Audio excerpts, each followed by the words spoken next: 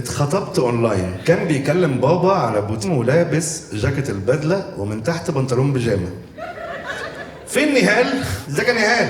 الحمد لله. ايه اللي حصل؟ الله احكي لنا. طب اللي بنضحك معاك. هو احنا قرايب وكنا بنحب بعض سنة، وبعد كده هو سافر الامارات يشتغل.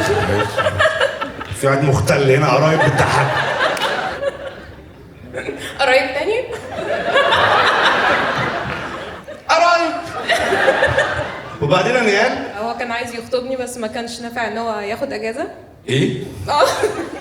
مش عايز يبذل مجهود بشيلن في العلاقه دي. وعملنا قراية فاتحة ومامته اللي لبستني الدبلة. تعالي اقعدي جنبي. تعالي اقعدي جنب القسم المختلين هنا. ودلوقتي مكملين مع بعض؟ يعني هو بعدنا 8 سنين. يعني ايه يعني؟ بقالكم 8 سنين اونلاين؟ لا قبل كده. العلاقه دي واقفه على الراوتر. ايه اللي حاصل يا نهال؟ والله لبستني الدبلة وبستني في راسي مكان. المهم يوم الفرح هل هي هتيجي معاه؟ ايه؟ هو كراجل فين؟ كان قاعد على السرير بيكلمه بنطلون البيجامه تحت.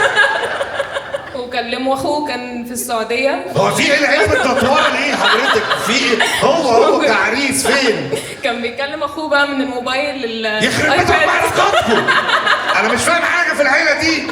كنا حاطين الموبايل قدام الايباد عشان يكلموا بعض. تعالي تعالي تعالي يا هبله تعالي. وسع نقطك وسع